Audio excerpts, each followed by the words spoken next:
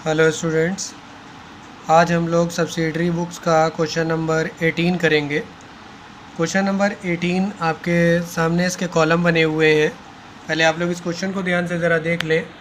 ये है question number 18, जिसमें आपसे एक बिल्स पेएबल बुक बनाने के लिए बोली गई है, जिसको हिंदी में कहते हैं देय विपत्र बही। इसमें 3 एंट्रियाँ हैं। बिल्स पेएबल का मतलब होता है जिस बिल का पेमेंट हमको करना है। बिल्स रिसीवेबल का मतलब होता है जिस बिल से हमको पैसा मिलेगा। तो इस समय पर हमको कौन कौन से बिल का पेमेंट करना है, तो ये 3 ट्रांजैक्शन है, अलग अलग दे रखे हैं। इनको कैसे यहाँ लिखेंगे हम लोग, इस पे ध्यान दें। पहले आप लोग यहाँ कॉलम को समझ लें, क्योंकि कॉलम गड़बड़ नहीं होने चाहिए। बिल्स रिसीवेबल के कॉलम अलग होते हैं और बिल्स पेबल के कॉलम अलग होते हैं, काफ़ी डिफरेंस होता है दोनों में। सबसे पहले कॉलम का नाम है number of bill. Number of bill का मतलब अगर एक बिल है तो 1 लिखेंगे, दूसरा आ जाएगा 2, 3, 4, ये सीरियल चलता रहेगा। फिर है date of acceptance of bill, जिस दिन बिल को स्वीकार किया गया, यानी जो क्वेश्चन में आपके डेट दे रखी होगी वो डेट यहाँ लिखी जाएगी। फिर है टू हुम गिवन, बिल हमने किसको दिया था और ड्रावर कौन था। मोस्ट ऑफ द टाइम वही व्यक्ति होता है, जो ड्रावर होता है वही साइन हमको करने के लिए देता है, हम उसी को वापस करते हैं, तो ज़्यादातर वो सेम होता है। अगर क्वेश्चन में लिख के आ रहा है कि हमने बिल किसी और को दिया है पहुंचाने के लिए ड्राइवर तक, तो दोनों का नाम लिखना पड़ेगा।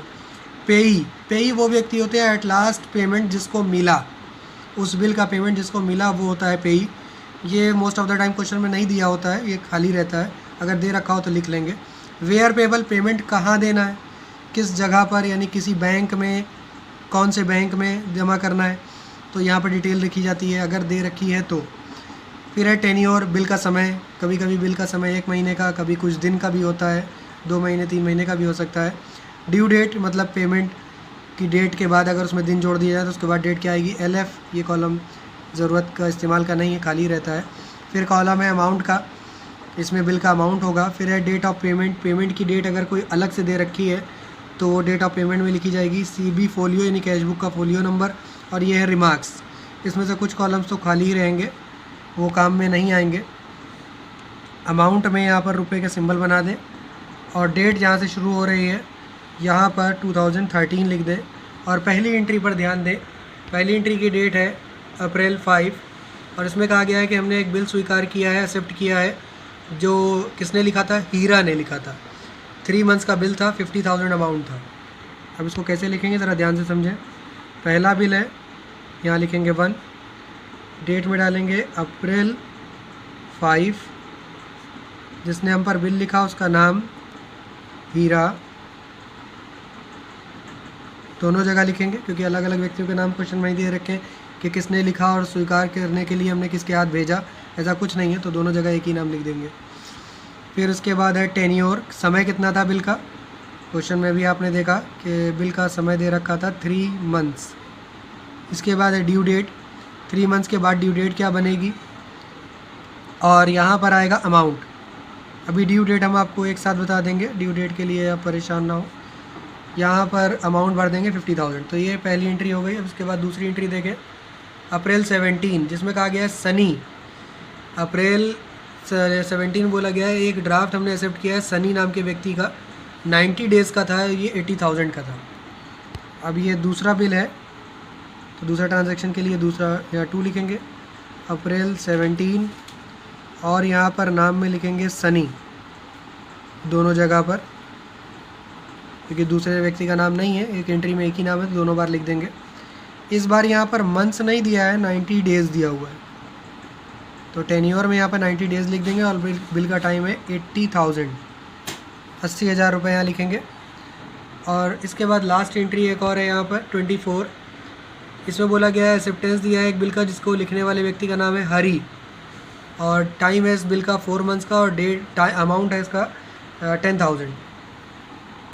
तो ये तीसरी एंट्री या तीसरा बिल है कह सकते हैं आप। 24 डेट है इसकी, इस व्यक्ति का नाम है हरी, दोनों जगह लिख देंगे।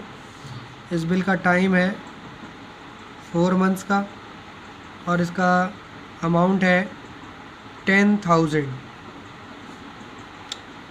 और इसके बाद अब इसका ड्यू डेट की अगर हम बात कर लें, तो ड्यू डेट की बात करें तो पहले बिल का जो अप्रैल 5 को लिखा था उसके 3 मंथ बाद डेट क्या होगी, तो अप्रैल के बाद अगर 3 मंथ जोड़ें तो अप्रैल के बाद आएगा मई, जून, जुलाई।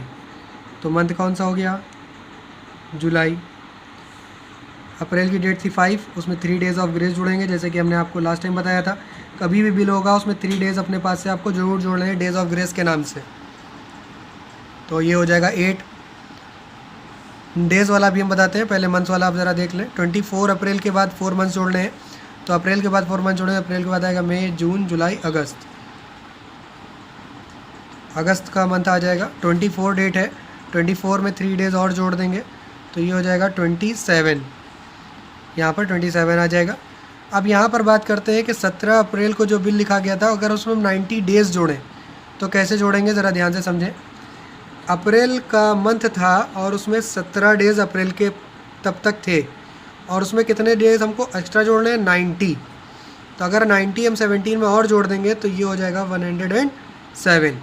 अब अप्रैल से स्टार्ट करेंगे, ध्यान रखना।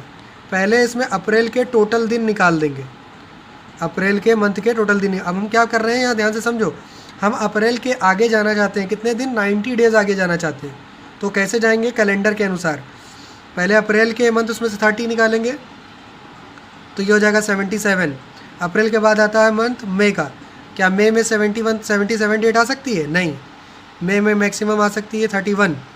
तो 31 मई के डेज निकाल देंगे इसमें से, तो बचेगा 46।